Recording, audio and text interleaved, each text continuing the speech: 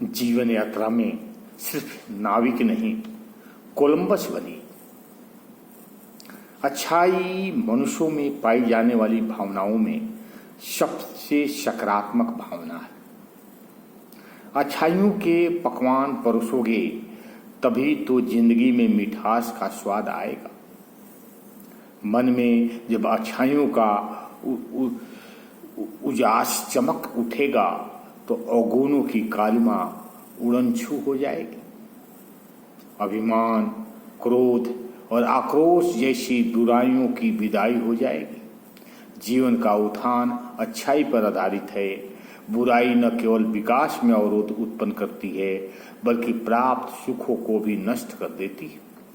मन में अगर अच्छाइयों की मूर्ति स्थापित हो जाए तो समझो जीवन मंदिर। अगर यही मन कूड़ेदान बन जाए तो जानना शैतान की शेरगाह सरीखा है। अशुभ भाव में प्रवेश होना भी बुराई। नाव के छोटे से छेद की तरह बुराई का एक छोटा सा अवशेष भी हमारी जीवन नौका को डुबो देता। बुराई अकेली नहीं आती, उसके पीछे उनकी सारी टीम आती। झूठ के पीछे चोरी के साथ हिंसा और हिंसा के साथ आतंक आदि अमानवीय शक्तियों का सिलसिला चल पड़ता। अच्छाइयों को बुद्धि से हृदय तक पहुंचने में देर लगती है, किंतु बुराई तुरंत बुद्धि से हृदय की ओर दौड़ती। यही कारण है कि मन बुराइयों में सिर्फ प्रवेश करता है और अच्छाइयों के लिए सोच विचार करता।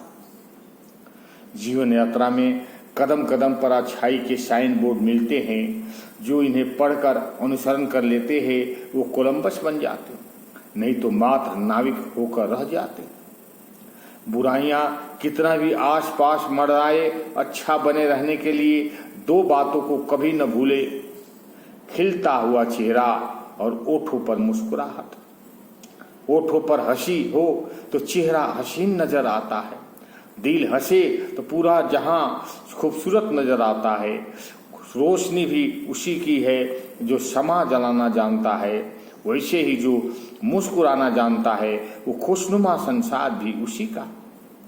बुराइयों के प्रभाव से बचने के लिए दूसरा सर्वोत्तम समाधान है चुप्पी यानी मौन। दैनिक जीवन की हलचल के बीच मौन खुद को रिचार्ज करने और स्पष्टता खोजने का अवसर देता।